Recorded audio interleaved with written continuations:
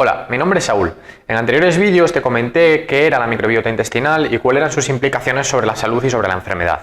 Hoy vamos a tocar un tema que guarda una relación muy estrecha con este concepto y es el de los probióticos. Te voy a explicar qué son y cómo se pueden utilizar para mejorar el estado de salud y para corregir posibles deficiencias o disfuncionalidades. Recuerda que te puedes suscribir a mi canal, donde todos los miércoles a las 8 de la tarde publico un nuevo vídeo hablando de nutrición. Recuerda activar las notificaciones. También me puedes seguir en mis redes sociales @saulnutri.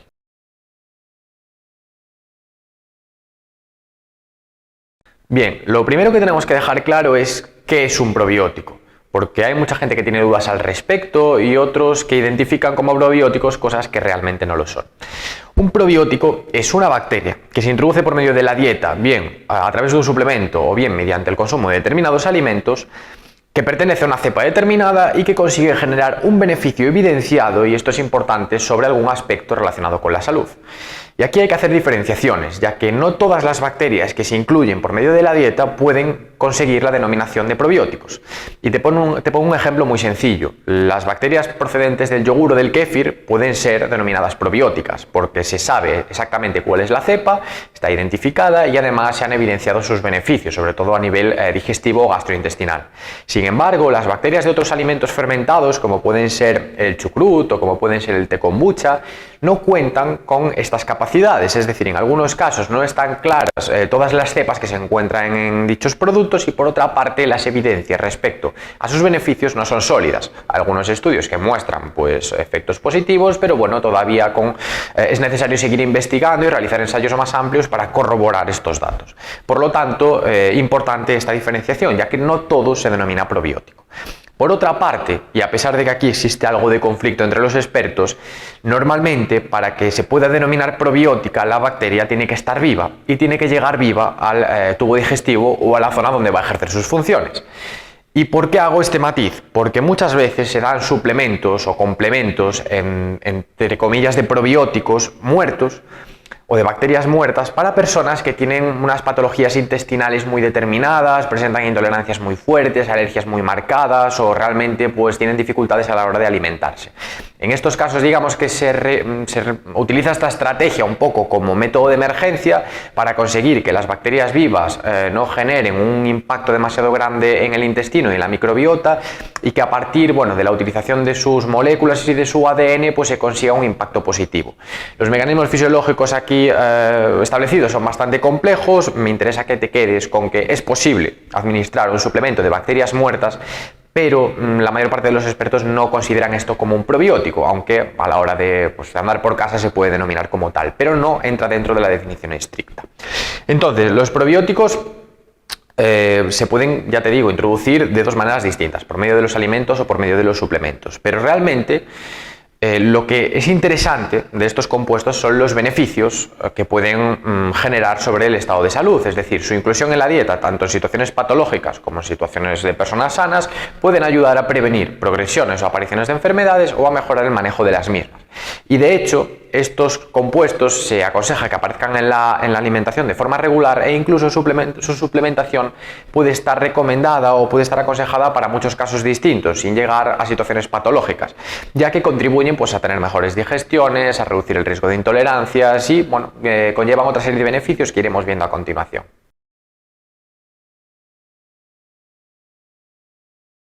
Cuando hablamos de la microbiota en un vídeo anterior en este canal, comentábamos que tenía muchas relaciones con diferentes sistemas del organismo. Obviamente, guarda una asociación muy estrecha con la función digestiva, pero que también incidía sobre el buen funcionamiento del sistema nervioso, también del sistema cardiovascular e incluso del metabolismo.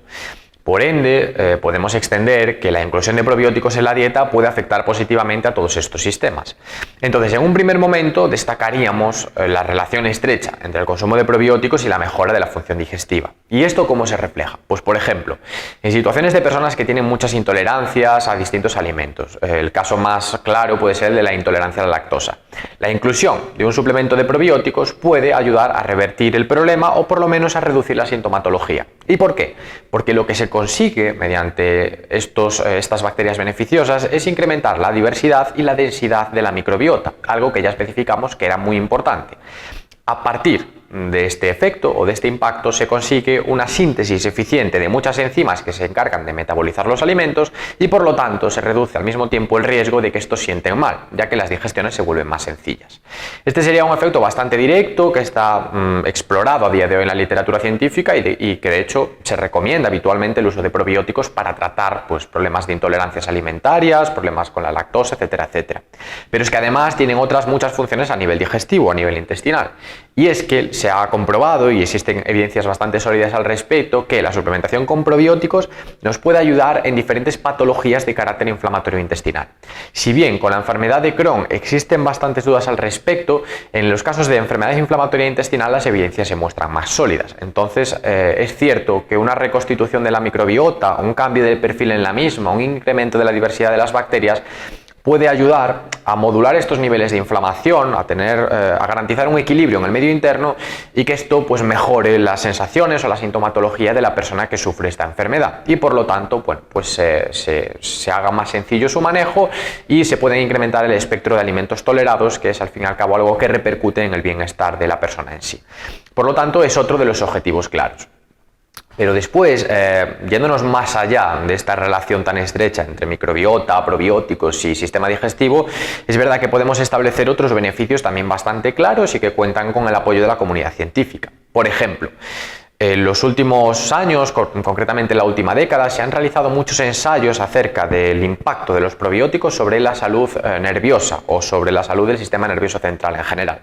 Y lo que se ha conseguido demostrar es que la inclusión de probióticos en la dieta, bien por medio de alimentos fermentados, bien por medio de suplementos, que al final lo que repercute es en una diversidad bacteriana a nivel de microbiota, lo que consigue esto es reducir la incidencia, la frecuencia y el riesgo de desarrollar patologías neurodegenerativas como pueden ser el Alzheimer o el Parkinson. Y esto se debe básicamente al bloqueo en la absorción de ciertas sustancias tóxicas o negativas como pueden ser los compuestos beta-amiloides a nivel intestinal, lo que impide que lleguen a la zona cerebral, se acumulen en este líquido, en el líquido encefalorraquídeo, y aquí pues generen problemas o degeneraciones a medio o a largo plazo. Por lo tanto, sería otra aplicación bastante importante. Si bien pueden mejorar el tratamiento de la patología en muchos casos, digamos que lo más adecuado es utilizarlo para su prevención, ya que una vez que se inicia, bueno, recuperar los procesos de degeneración neuronal muchas veces es complicado y tampoco está claro exactamente cuál es la vía de actuación. Y por otra parte, obviamente podemos utilizar los probióticos para incidir sobre la mejora de la composición corporal a partir de un efecto sobre el metabolismo de las personas. Y sobre esto hay varios estudios también, estudios sobre todo relacionados con el trasplante de heces y cómo los cambios en la microbiota impactan sobre la utilización de las grasas y de los hidratos de carbono como energía y por lo tanto sobre la capacidad del individuo de perder o no peso. Los probióticos se pueden utilizar con esta función. Existen muchas personas que tienen pues diferentes resistencias a la insulina o que tienen una capacidad metabólica mermada. Digamos que la absorción, el metabolismo de los nutrientes no es óptimo, entre otras cosas pues porque la microbiota no encuentra un perfil idóneo. Entonces, la inclusión de un suplemento determinado que contenga evidencias al respecto con la cepa que introduce, pues podría generar una mayor facilidad para perder peso y ayudar a estas personas que cuentan con una situación de sobrepeso y obesidad y que muchas veces solo con la dieta y el ejercicio no han alcanzado ese paso adelante que les permite realmente explotar esta pérdida de peso y alcanzar un estado de composición corporal óptimo. En estas situaciones, un probiótico puede ayudar de forma bastante significativa.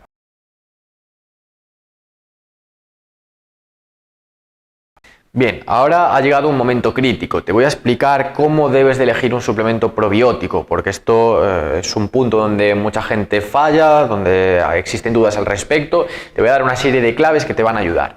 Pero permíteme recordarte antes que me puedes seguir en mis redes sociales @saulnutrio, suscribirte a mi canal activando las notificaciones para estar al tanto de los últimos consejos relacionados con dieta, salud y nutrición. Bien, cuando nosotros nos vamos a enfrentar a un suplemento de probióticos, obviamente, y primero de nada destacar que de nada sirve introducir un suplemento de probióticos si no garantizamos el consumo de alimentos fermentados en la dieta y el consumo de fibra.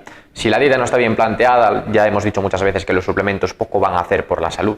Pero una vez que este fenómeno lo tenemos perfectamente diseñado, la alimentación es correcta, vamos a elegir un suplemento de probióticos para mejorar ciertos aspectos relacionados con el funcionamiento del organismo, tenemos que tener en cuenta a la hora de elegir el óptimo 3 factores fundamentales.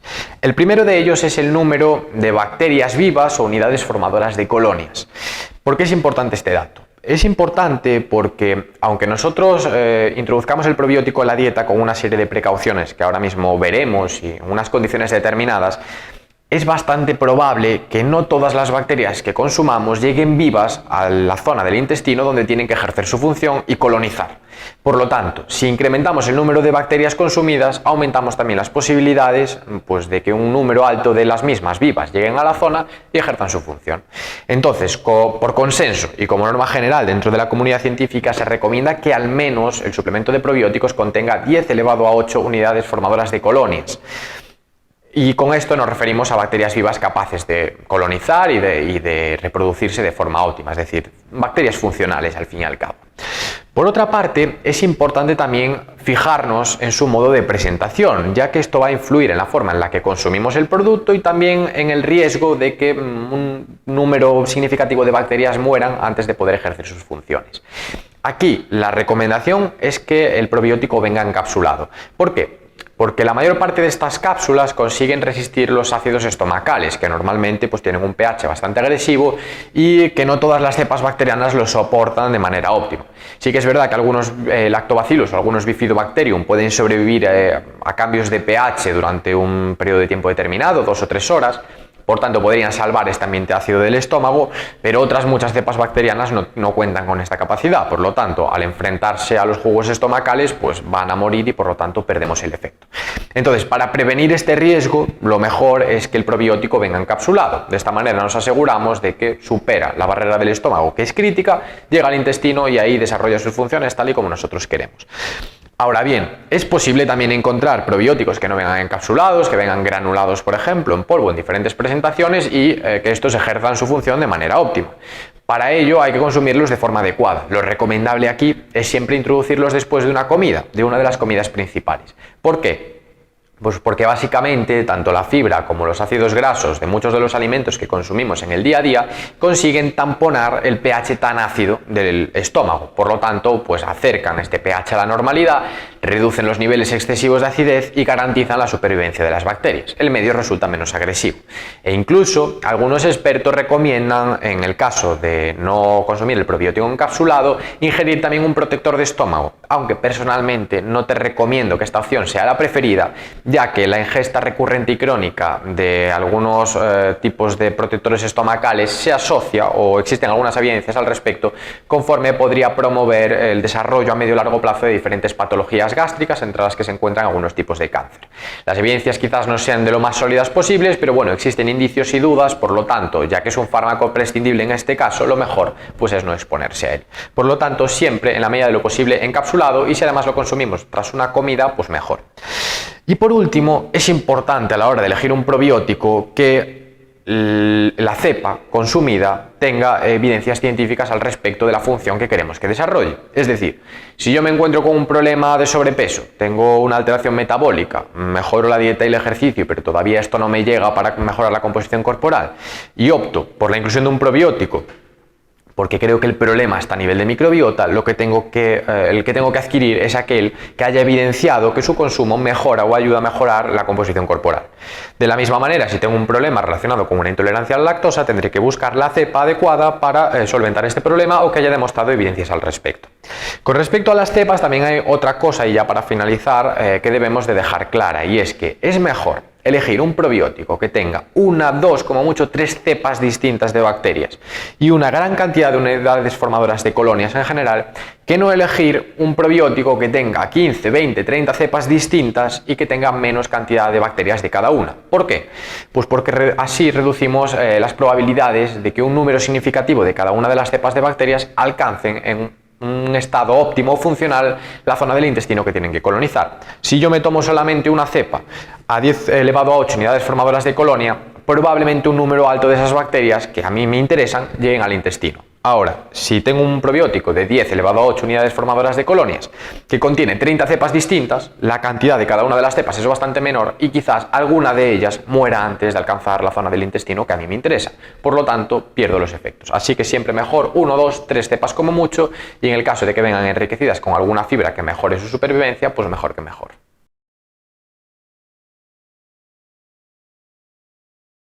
Para terminar, te voy a explicar la diferencia entre dos conceptos importantes que guardan ciertas similitudes, pero no son lo mismo y sobre los cuales la gente tiene bastantes dudas y confunde habitualmente, que son el probiótico y el prebiótico. El probiótico es todo esto que acabamos de describir, es decir, para resumirlo, son bacterias vivas que tienen un efecto positivo sobre el organismo humano o la capacidad de colonizar una zona del intestino. El prebiótico, por su parte, es un tipo de fibra soluble, no insoluble, ya explicaremos las diferencias en otro vídeo, que fermenta a nivel intestinal sirviendo de sustrato energético a las bacterias que habitan en el tubo. Digamos que es una sustancia que sirve como sustrato, como energía, como alimento para las bacterias que nos colonizan y permiten que éstas se sigan desarrollando o se sigan multiplicando. En este sentido, y para poner un ejemplo de prebiótico, podríamos destacar pues, las fibras que contiene la avena, que son los betaglucanos, o las fibras que tienen las manzanas o las peras, que son las pectinas.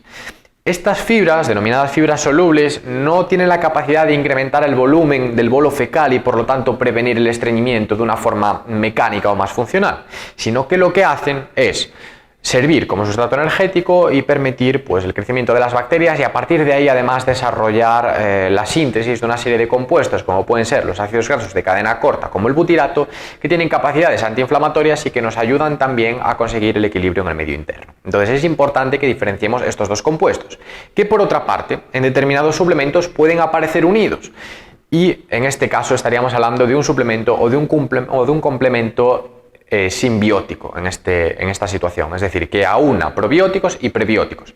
Está claro que juntar los dos elementos en un compuesto es positivo porque uno ejerce efecto beneficioso sobre el organismo, el otro garantiza que estos compuestos que ejercen efecto beneficioso sigan vivos y por lo tanto una vez más aumentamos las capacidades de colonización, que es lo que nos interesa cuando adquirimos un tipo de complemento de este estilo.